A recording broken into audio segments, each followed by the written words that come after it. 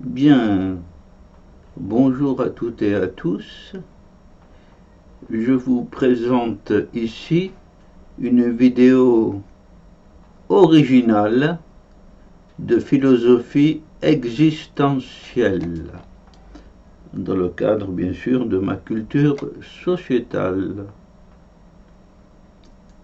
Le thème, c'est être bien dans sa tête, parce qu'il nous arrive assez souvent d'être dans une espèce de spleen parce qu'on n'est pas occupé à faire quelque chose.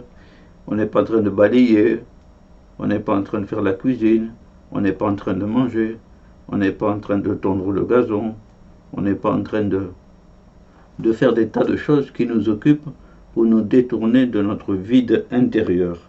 On part en voyage, etc., etc. Bon, être bien dans sa tête, n'importe où, et surtout chez nous. Voilà. Je jette ces quelques idées à votre disposition. Vous les jugerez vous-même. Être bien dans notre galaxie immense, parmi les amas galactiques, il y en a bien d'autres. Nous sommes un petit point minuscule. Eh bien, sachons au moins gérer notre courte vie. Être bien dans sa tête, parce que la tête, c'est le cerveau, c'est ce qui pilote tout ce que nous sommes. Et donc, bien sûr, dans la journée, ici et maintenant, disait le latin, hic et nunc, ici et maintenant, dans la journée. Ceci, pourquoi pas, dès le matin, bien sûr, quand on se lève, j'ai quelque chose à penser, il faut que j'explore. Et pourquoi pas jusqu'à s'endormir avec des idées à faire pour le lendemain. Oui, ça rejoint une citation d'un auteur européen, mais je ne me souviens plus lequel. S'il ne nous reste plus quelque chose à espérer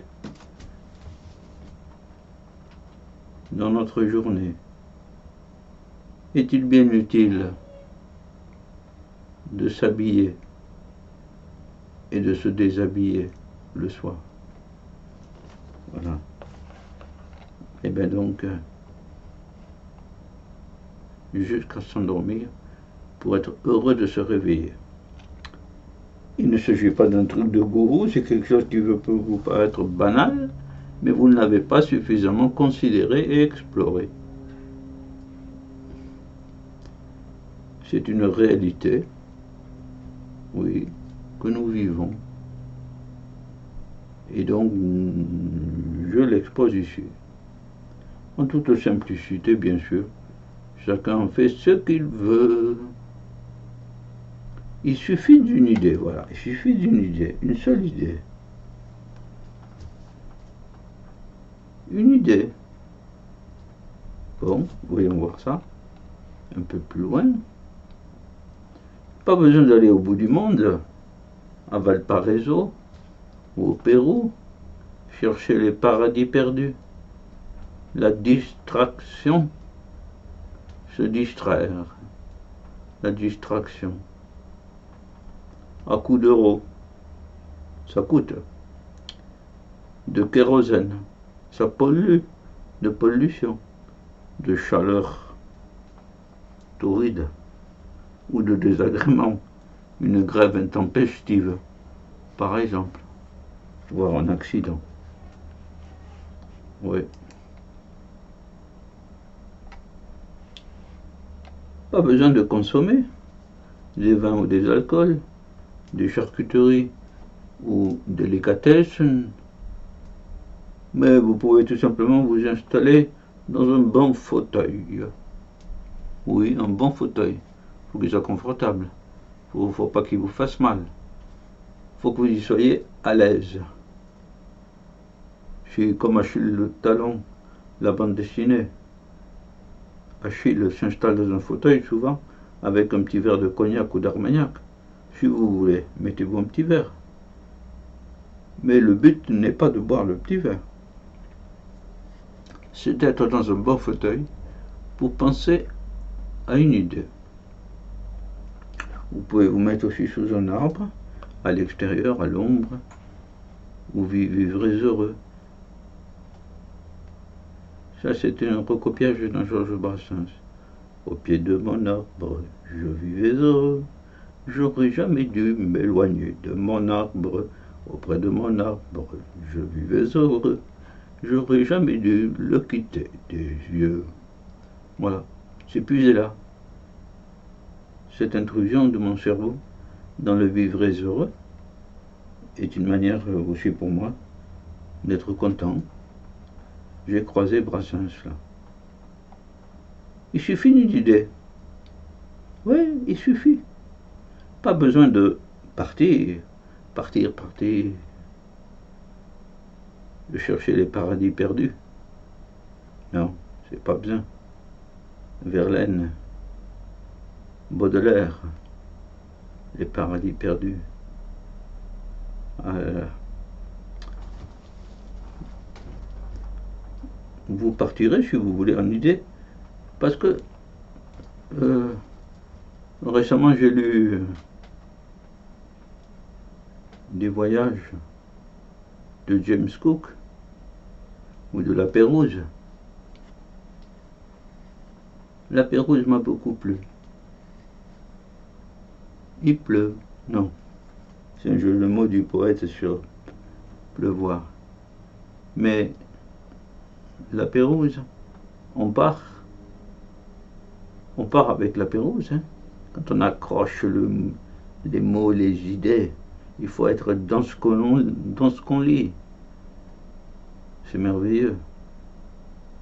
Le trajet du bateau entre deux îles inconnues à l'époque, hein, c'est en 1784, 5, 6, peu de temps avant la Révolution.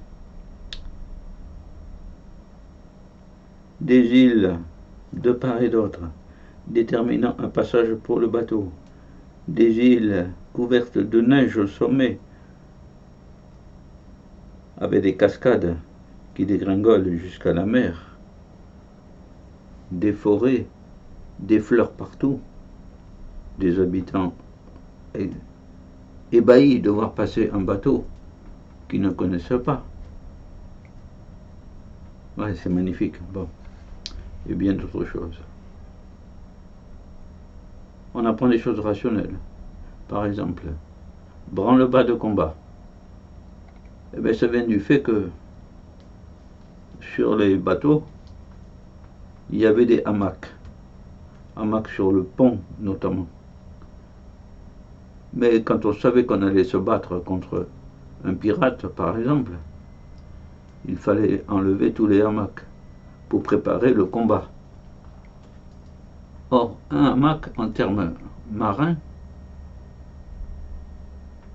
c'est le branle. Le branle, parce que ça bouge. Le branle.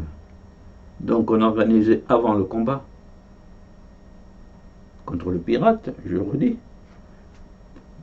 Eh bien, le branle bas, c'est-à-dire on décrochait les hamacs de combat pour préparer le combat. On nettoyait tous les ponts de tous les objets pour se battre à coups de couteau, de sabre, etc. Comme dans Tintin et le secret de Rackham le Rouge. Autre idée encore. Bon. Quelle idée allez-vous prendre? Celle que vous voulez, qui vous plaît, qui vous motive. Une seule condition. L'idée doit être culturelle. Ça vaut mieux. Parce que c'est immense. Voir la Pérouse, James Cook, Hubert Reeves et tant d'autres. C'est-à-dire perceptible directement par le cerveau. C'est le cerveau qui règle notre bonne humeur. Quand on est content, on doit fabriquer une hormone de la sérotonine, de la mélatonine, je sais pas moi. Voilà.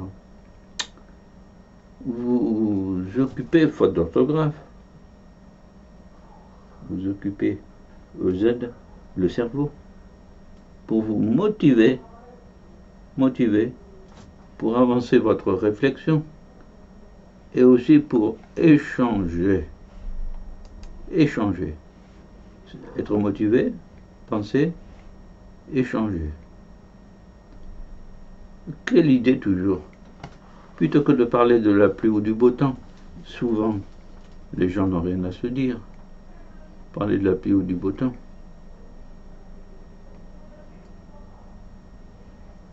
Pourquoi ne pas parler de Nabokov, un écrivain russe, il y a déjà une trentaine d'années, et de ses romans. C'était lui un passionné d'entomologie, de papillons. Voilà, il aimait les papillons lui aussi. C'est un grand écrivain. Voilà. Ouais, un roman de Nabokov, ça vaut toutes les chaussures du monde.